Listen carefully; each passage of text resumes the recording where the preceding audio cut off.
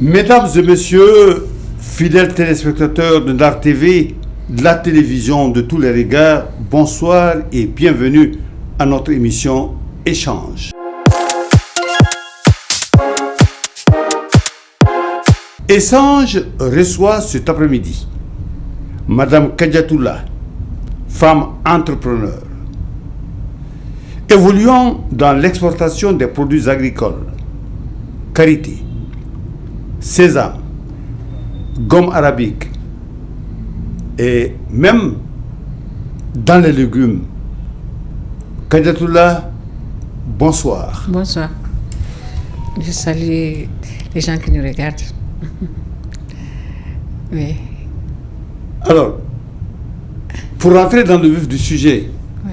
je voudrais savoir comment êtes-vous arrivée dans ce domaine précis, vous en tant que femme? Bon. Je peux dire que c'est des coïncidences. En fait, je suis une dame Djawando. Et quand on parle de Djawando, c'est des femmes qui sont toujours à la maison et renfermées. Donc, moi, j'ai perdu mon mari très tôt. Et j'étais à la maison et j'étais allée apprendre l'informatique à CFIP. On est les premiers élèves de CFIP, deuxième année. Donc, pendant mon stage, parce que moi, j'ai eu la chance d'avoir un stage et de travailler avec l'ancienne consul d'Italie. Et en faisant des recherches, j'ai vu qu'il y a quelqu'un qui cherchait le karité, le noix de karité au Ghana. Donc, je me suis dit que vraiment, parce que je ne voulais pas travailler dans les bureaux. Avec un salaire, c'était toujours fermé. Je suis quelqu'un qui aime toujours sortir, qui aime toujours voyager. Je ne suis pas quelqu'un qu'on peut enfermer dans la chambre, je n'aime pas ça. Donc, j'ai tenté, je suis allée voir quelqu'un pour lui dire que bon. En fait, j'ai fait d'abord le contrat avec le monsieur, mais par email. C'était par email. Donc, j'ai osé charger un camion et amener ça au Ghana. Et j'ai vendu ça là-bas. Et c'est là que j'ai découvert ça. Parce que ce jour-là, j'ai trouvé plus de 50 camions qui étaient là, en train de décharger du Burkina, du Ghana. Je me suis dit que c'est l'année où on a découvert que le karité peut rentrer dans le chocolat.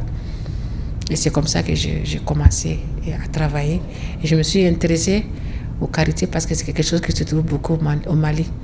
D'abord, je me suis dit que bon, c'est quelque chose un domaine que tu es rentré. Donc, j'ai cherché à faire la formation. Donc, toujours dans les recherches, Google, c'est une machine que tu peux faire beaucoup de recherches. J'ai vu qu'il y a un centre Trade Hub qui s'occupe de trade, l'échange africain dans les commerces africains. C'est USAID. J'ai fait un message, j'ai rencontré un certain qui s'appelle Peter Lowett, qui est toujours dans les qualités d'ailleurs. Je lui ai écrit un email, je lui ai dit que, en anglais, comme je parle bien anglais, j'ai dit que j'aimerais bien avoir des formations sur le karité. Il m'a dit ça tombe bien. Le mois prochain, on vient au Mali, à Toubanisso, avec Peace Corps, qui n'est plus au Mali. On va venir faire des formations sur le karité. Donc, on va te mettre dedans. C'est comme ça que j'ai fait la formation. J'ai compris qu'est-ce que c'était le karité, comment ça marche, comment ça a fait. Et là, j'ai toujours eu la chance avec les partenaires. Et l'usine que j'avais vendue, c'était Kassadjan, c'était un Libanais à Tamale. Lui, il a vendu son usine à Aka. Aka, c'est le plus grand acheteur du monde de noix de karité dans le monde. Ils sont là-bas depuis 1962, je crois. Je n'étais même pas née. Donc, Aka a acheté l'usine. Et là, ils m'ont contacté alors que c'était des fixes. Ils ont appelé à notre numéro fixe. J'étais même pas au Mali, j'étais à Nouakchott. Il y avait ma fille qui avait 12 ou 13 ans, je crois. Elle a pris le numéro et quand je suis venue, elle m'a dit que ce numéro t'a contacté. Ils ont dit qu'ils ont besoin de toi au Ghana. Je suis allée et j'ai trouvé que c'est AAK qui était là-bas. Alors que c'était Arus Kaklan, c'est maintenant qu'ils sont devenus AAK. Ils m'ont dit que bon, nous on a besoin de noix de karité et on veut travailler avec toi parce qu'on a appris que tu as amené un camion ici. On te donne un contrat, tu vas nous livrer à Bobo. J'ai dit pourquoi à Bobo ils disent que c'est comme ça. Il faut, parce que c'était pas trop au Mali. Donc j'ai dit, il n'y a pas de souci, j'ai pris le contrat, j'avais même pas un sou avec moi. Donc à l'époque, c'était un bouffe, tout le monde parlait de karité. À Bobo, on voyait que le karité. À Sikas, on voyait que le karité. Mais les gens ne savaient pas comment vendre directement avec les acheteurs. Parce qu'eux aussi ne travaillaient pas avec tout le monde. Mais moi, j'avais le contrat. Donc, il y a un monsieur qui m'a dit, ah bon, tu as le contrat? J'ai dit oui, il m'a donné 10 millions. Et j'ai commencé à acheter et vendre. Mais j'ai vu que je ne suis pas à Bobo, je ne suis pas quelqu'un qui est du Burkina. Donc, j'ai une sœur, je suis venue au Mali avec le monsieur. J'ai dit, toi, tu restes au Mali, tu achètes le karité, tu nous amènes ça à Bobo. Moi, je suis à Bobo, je vais chercher une autre affaire. Pourquoi Bobo? Parce que le label Mali, ils n'aiment pas le label Mali? Non, à l'époque, non, c'était pas qu'ils aimaient, ils savent que ça venait du Mali. Mais à l'époque, leur pilote était à Bobo. C'était l'année où le karité a commencé, mais c'était pas trop tout le monde. Maintenant, on achète au Mali, mais à l'époque, c'était à Bobo. On devait livrer toujours à Bobo. Maintenant, le temps que tu achètes le camion, tu le charges, tu amènes un Bobo. Alors, je me suis dit que si c'était livré à Bamako, si tu as 10 tonnes, tu peux livrer. Si tu as 5 tonnes, tu peux livrer. Parce qu'à l'époque, il n'y avait pas beaucoup d'argent comme maintenant. Mais s'il faut livrer jusqu'à Bobo, ça ne m'arrange pas. Donc, Dieu a fait à quelqu'un qui avait pris mon argent. Il a mangé à peu près 3 millions. Il n'a pas payé. Donc, moi, j'étais restée à Bobo pour récupérer mon argent. Quelqu'un m'a dit qu'il y a un monsieur là qui est là, qui s'appelle Bouba Ouedrako, dont je salue bien, qui m'a beaucoup aidé. Il m'a dit, ce monsieur-là, il peut prendre ton argent. Je suis arrivée chez lui, j'ai dit que j'ai donné l'argent à ton ami. Il a dit combien? J'ai dit 3 millions. Il a appelé, il a dit, paye la dame là son argent. Et là, il m'a dit, madame, j'ai dit oui, tu peux me trouver les qualités? J'ai dit oui, je peux. Où ça? J'ai dit à Sikasso, il y en a beaucoup, mais je n'ai pas de cash. Il m'a dit, chaque jour, je vais t'envoyer 50 millions. Avec un par à moi, tu vas m'acheter. Et en un mois, on a fait 2000 tonnes.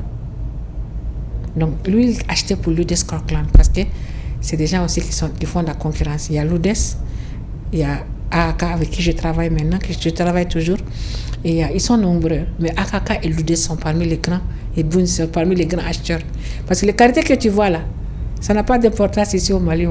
C'est là-bas que le karité est très connu, en Europe. Nous, le Mali, ça rentre dans le cosmétique, ça rentre dans le chocolat, ça rentre dans la confiserie, ça rentre dans beaucoup de choses. C'est comme le cacao. Le cacao est plus cher que le karité. Donc, ils font le changement entre le cacao et le karité. Ça a beaucoup de... Mais pourtant, nous sommes des pays sahéliens, il y a le soleil et la conservation du karité, ça doit poser problème s'il faut le transporter dans des pays chauds. Est-ce que vous n'avez pas rencontré ces difficultés-là? Transporter le... Non, on vend les noix. On vend le beurre. Moi, j'ai ma chambre froide. En fait, moi, je travaille beaucoup le beurre de karité, mais moi, j'ai déjà des chambres froides. J'ai des camions frigorifiques. Donc, c'est pour cela, moi, je peux exporter le beurre. Je travaille avec le beurre aussi, mais je fais plus de volume avec le noix. Donc, au fur et à mesure que je continue à travailler, j'ai des chambres. Même actuellement, j'ai une grande stock de beurre que je laisse dans les chambres froides. Donc, il faut travailler avec les chambres froides. C'est pour cela que beaucoup de gens n'arrivent pas à exporter. Mais moi, j'arrive à exporter parce que j'ai des chambres froides. Avec la chaleur, vraiment, c'est pas facile. Mais tant que tu conserves ça dans des cartons et tu mets dans les chambres froides, ça devient comme un brique, un bloc. Et automatiquement, tu le mets dans les camions frigorifiés. Arrivé au port aussi, tu mets dans les conteneurs frigorifiés, tu n'as pas de problème. Il faut en fait être bien installé pour travailler. Mais les noix, il n'y a pas de problème. On peut exporter les noix comme on le fait. Oui, et le karité, est-ce que ça rapporte beaucoup? Bon, le karité, je peux dire que ça rapporte beaucoup. Pas pour nous les commerçants, mais ça rapporte beaucoup pour le Mali. Pourquoi? Quand tu parles de karité, tu parles du monde rural. C'est les pauvres dames là qui se réveillent à 5 heures du matin pour aller ramasser ces fruits-là, pour les transformer en noix de karité. Et si je te dis ces femmes-là, c'est 5 millions de femmes. Et derrière, qui font ce travail. Qui font ce travail. Et derrière chaque femme, il y a combien de personnes? C'est beaucoup. C'est le noix de karité que tu vas voir, la bonne dame, elle va ramasser, elle va garder. Quand, avec nous, par exemple, une dame qui travaille avec moi, peut-être maintenant c'est les écoles. On sait que les écoles, c'est l'ouverture des classes. Elle t'appelle pour te dire que envoie-moi 200 000 pour que je paye les frais de scolarité de mes enfants. Tu l'envoies, tu n'as pas peur. Après, quand elle va travailler le karité, elle va te donner le noix de karité. Donc, c'est une sorte de banque pour les femmes. C'est le karité seulement que tu vas voir, la dame, elle va ramasser tout de suite. Elle va amener au marché tout de suite, elle va vendre comme de l'or. Mais ces femmes couchent tard, lèvent tôt, qui vont ramasser les noix de karité pour les revendre. Est-ce que ce n'est pas des prix dérisoires? Non, on ne vend pas des prix dérisoires. Tu sais, le karité, c'est comme tout produit. C'est comme l'or, c'est comme tout produit. Le prix ne vient pas de nous, ça vient de l'international. Parce que cette année, le karité a été vendu jusqu'à 400 francs le kilo. Et c'est la première fois que je vois ça dans ma vie. Quelque chose, on vend peut-être à 200 francs, nous. Mais nous qui achetons, nous qui vendons à 200 francs. En fait, le karité vient d'abord, les femmes ne savent pas bien faire ça. Ça vient déjà, c'est mouillé. Donc on doit sécher. On doit perdre un peu le poids. Bon, parfois, tu vas trouver, il y a des intermédiaires entre nous et les femmes. Et peut-être chaque intermédiaire va acheter 5 francs ou 10 francs. Bon, maintenant, par exemple, si le karité est vendu à 200, parce que les femmes aussi, elles sont tellement informées avec le téléphone maintenant, elles appellent jusqu'au Burkina. Le karité, parce qu'avec le téléphone maintenant, on ne peut plus cacher les prix. Tout le monde connaît le prix. Donc, par exemple, si on dit que le karité est vendu à 200 francs, tu vas trouver que les dames, elles vendent à 175 ou bien à 150. Ça dépend des lieux. Donc, quelque chose que tu peux vendre à 150 ou à 200 francs, c'est de l'argent pour les dames là. Maintenant, quand elles produisent le beurre de karité aussi, parfois le beurre de karité, parce qu'elles font le beurre. Aujourd'hui, le beurre de karité est à 1000 francs le kilo. Parce que la demande est forte, il y a pas de, parce que les Noirs n'ont pas donné cette année. Donc, elles gagnent. Oui, la filière karité est une filière porteuse. Oui. Est-ce que les femmes qui font le ramassage, n'est-ce pas, des noix de karité, est-ce qu'elles sont organisées? Et vous autres qui faites l'exportation du karité, est-ce que vous avez vous nous êtes pas regroupés en fédération pour pouvoir faire marcher votre travail là? Si, les femmes, il y a des femmes qui sont organisées, il y a des femmes qui ne sont pas organisées. Parce qu'avec avec le karité là, on a eu beaucoup des ONG qui ont beaucoup travaillé sur le karité. Et on peut dire le PAFA, surtout le cadre intégré. Elles sont nombreuses. Maintenant, on est organisé parce qu'on a l'interprofession karité actuellement qui vient de naître, qui fait 6 ou 7 mois. Donc on a des ONG qui s'occupent, on a des groupements féminins.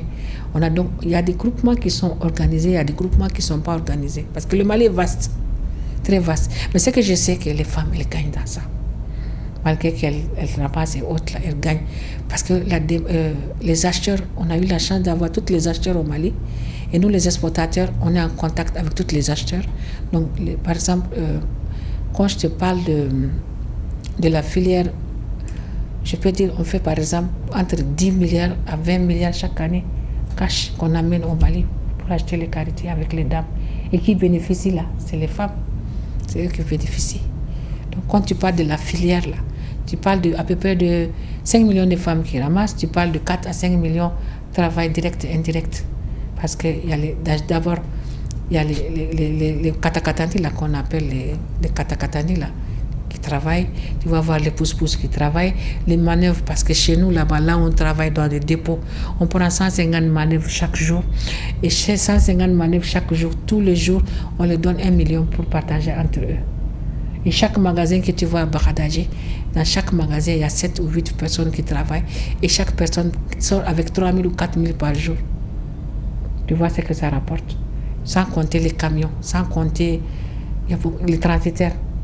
Donc c'est une filière qui est très, très, très porteuse. Donc vous qui êtes dans la filière, vous vous connaissez tous? On se connaît presque tous. Même si tu ne me connais pas, tu entends mon nom, j'entends ton nom.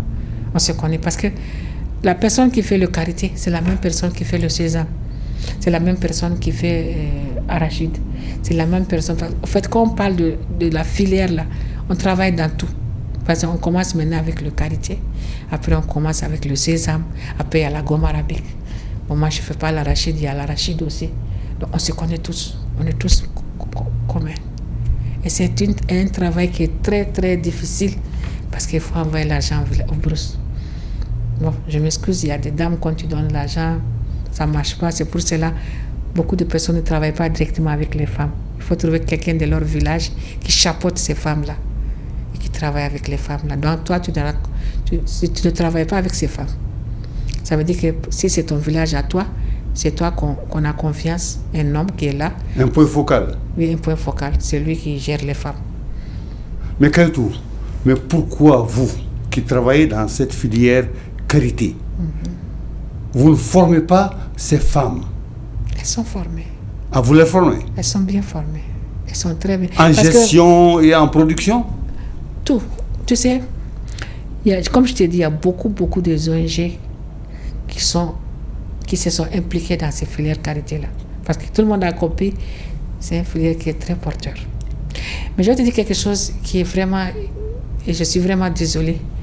Les dames là, elles veulent, tu sais, je dis ça une fois, on est parti aux Pays-Bas avec l'Andouré.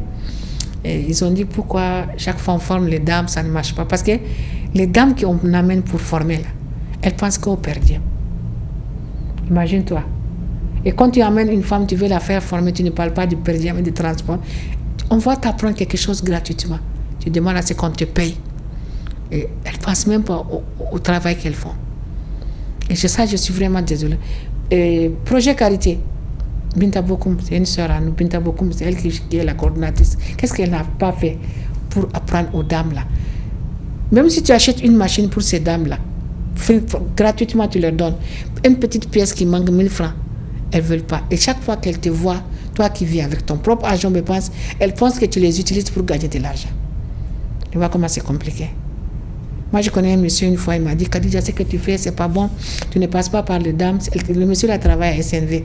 Je ne veux pas dire son nom. Il a dit, tu penses que ce que je fais, c'est pas bon? Il a dit, non.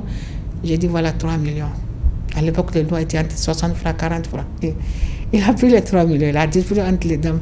Jusqu'à maintenant, c'est l'année dernière qu'il a fini à me payer. Il m'a dit, Khadija, tu as raison. Donc ça, il faut que ça sorte dans la tête des paysans.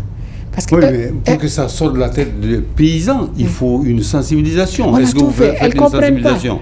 On essaie de faire, même tout ce que tu leur dis, elles disent non, elles nous utilisent pour gagner de l'argent. Nous, on les utilise, on les filme, on fait ça. C'est avec l'argent qu'on amène là, c'est leur image là qui amène l'argent. Alors que nous, on est des commerçants, on amène nos propres argent. C'est vrai, on prend des contrats, on y préfinance, mais tu payes. Donc, quand on nous préfinance, on veut leur donner. Moi, il y a tellement d'argent que j'ai resté au village avec les villageois là. Mais je ne peux pas les amener en prison. Je ne peux pas les mettre en prison parce que elle a mangé 200 000, elle a mangé 400 000, elle a mangé 300 000. Tu vas l'enfermer pour faire quoi? Elle va dire non, elles vont penser comme ça.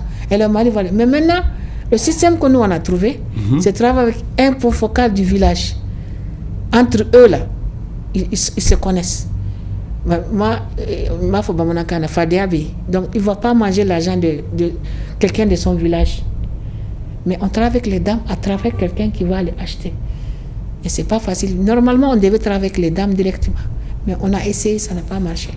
Ça ne marche pas. Ils vont t'appeler, ils vont dire l'argent bien. Entre eux-mêmes, elles ne s'entendent pas. Alors qu'avec le point focal, tout marche. Le point focal, demain, mon camion va venir, tout le monde va organiser, lui, il le paye en avance, il n'a pas peur. Il sait qu'il va le retourner.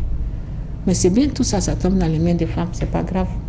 Est-ce que jusque-là, vous, de la filière Carité, vous n'avez pas pensé à créer une usine de fabrication du beurre de Carité ici? Bon, l'usine, pourquoi j'aimerais bien le faire? Bon, là, je pense à faire le raffinage. Le problème est que jusqu'à présent, on n'a pas le bon... Tous les gens qui ont fait des usines, ils ont des problèmes. On n'a pas toujours trouvé de bonne qualité de noix. Mais avec maintenant des systèmes nouveaux qui arrivent maintenant, je pense à ça. Ce sera pour bientôt. Pour faire le beurre de qualité. Parce que j'ai fait le beurre de qualité localement avec les dames pour exporter. Mais si on avait fait avec des machines, ça allait mieux. Mais nos noix ne sont pas bonnes. Parce qu'il y a beaucoup de corps étrangers dedans. Elles mettent beaucoup de pierres pour avoir le poids. Ça, c'est le problème du Mali.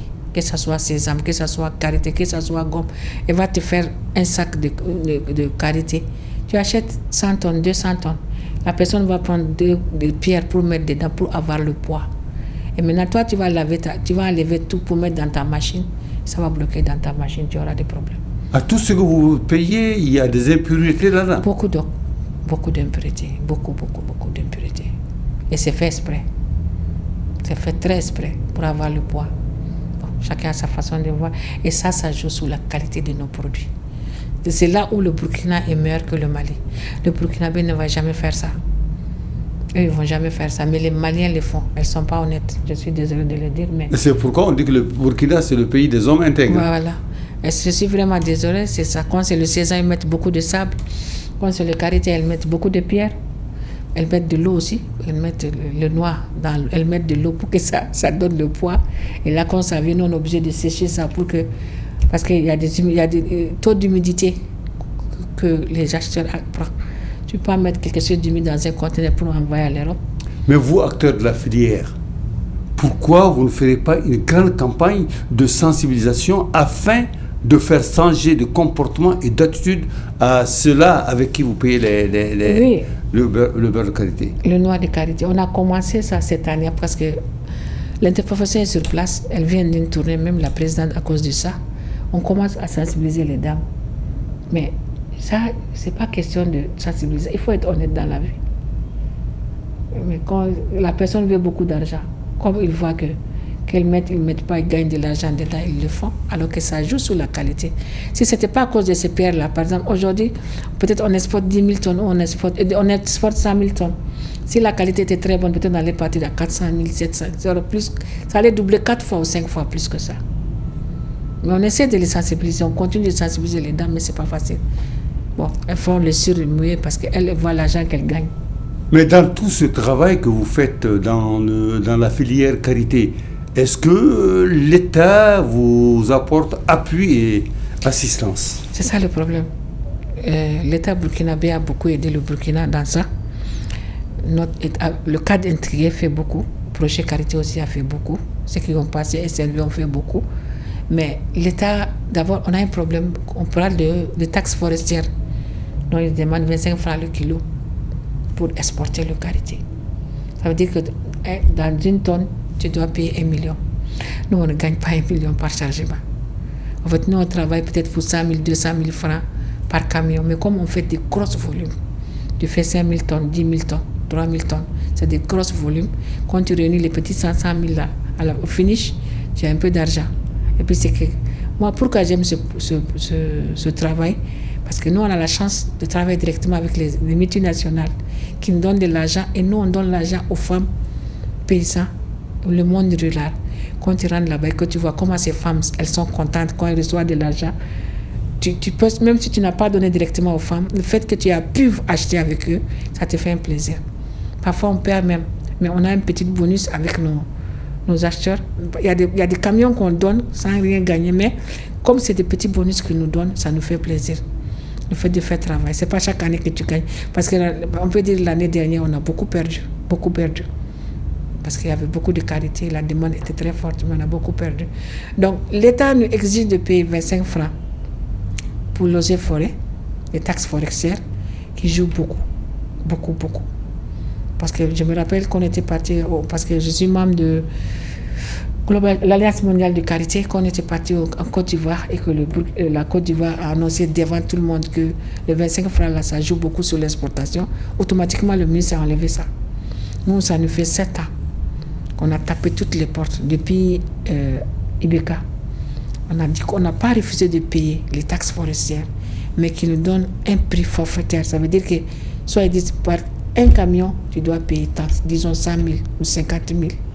À partir de là, on prend un document qui peut circuler dans toutes les manières. Je te dis qu'à chaque station, nous aussi on ne paye pas. On donne l'argent comme ça pour que ça passe. Et ça ne rentre pas dans le caisse du gouvernement. Il faut voir tous les volumes qu'on fait. Ça me fait 3 ou 4 ans. On a vu combien on a mis dans la caisse. 3 millions. Et j'ai ri, j'ai dit bon, c'est les autres. Je m'excuse de ce que j'ai dit là. Peut-être ça va faire mal. Mais c'est les autres forêts qui méritent. Alors que le pays a besoin de l'argent aussi pour monter dans le caisse. Si ça nous donne quelque chose de forfaitaire pour payer et qu'on met dans la caisse du gouvernement, c'est mieux qu'on paye. Ça joue beaucoup. Et beaucoup d'acheteurs refusent de venir à cause de ça. Parce que quand un étranger, tu lui demandes de payer 25 francs par kilo, ça veut dire 1 million pour 40 tonnes, il ne va jamais prendre de mal. Alors que le karité, on le trouve partout. Il vient au Mali, mais donc le gouvernement, il faut qu'il nous aide pour ce taxe forestière-là. Essayer de voir ce qu'il peut faire pour le karité malien. Parce que le karité, c'est beaucoup d'argent pour le monde rural. Donc, il y a ça, le problème même qu'on a, c'est le taxe forestière là. Et ça, c'est pas seulement pour le karité, c'est pour la gomme arabique aussi, pour le zamba, pour tout ce qui est fruits sauvages. Oui, nous en parlerons dans une prochaine émission d'échange. Mais aujourd'hui, quel appel vous, Kayatoula, vous avez à lancer aux femmes ramasseuses de noix de karité?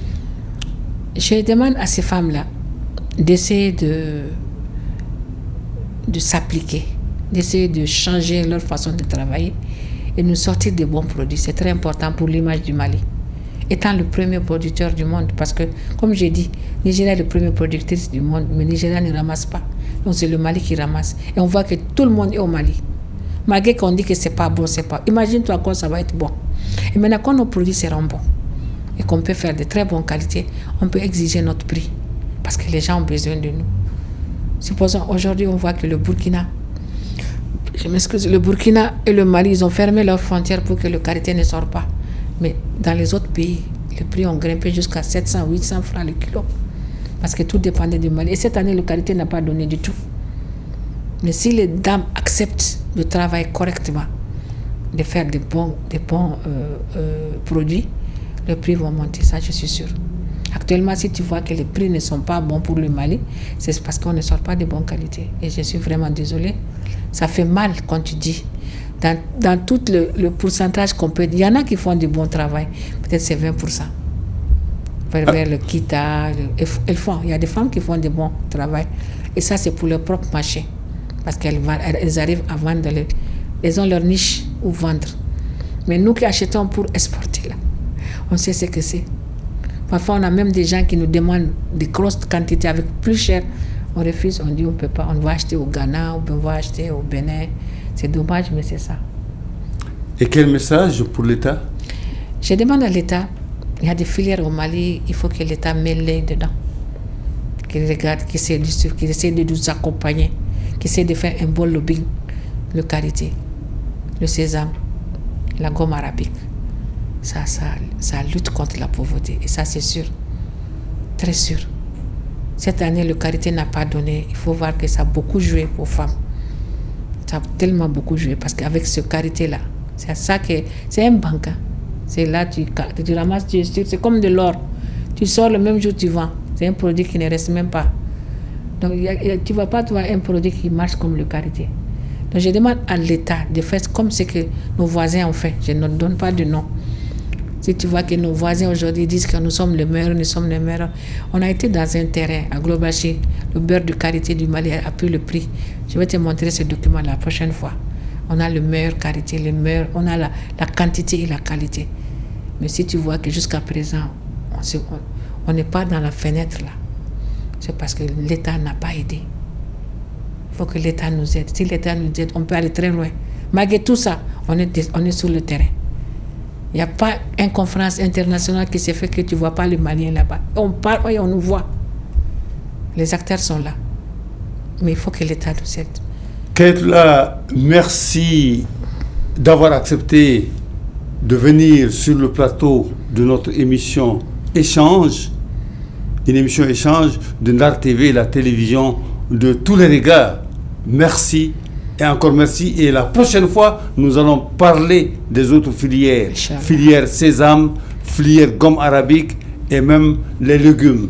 Parce que vous faites tout cela. Merci encore une fois de plus, Kayatoula, d'avoir accepté notre invitation. Merci, je vous remercie beaucoup et espérons que le message va passer. Je vous remercie. Merci.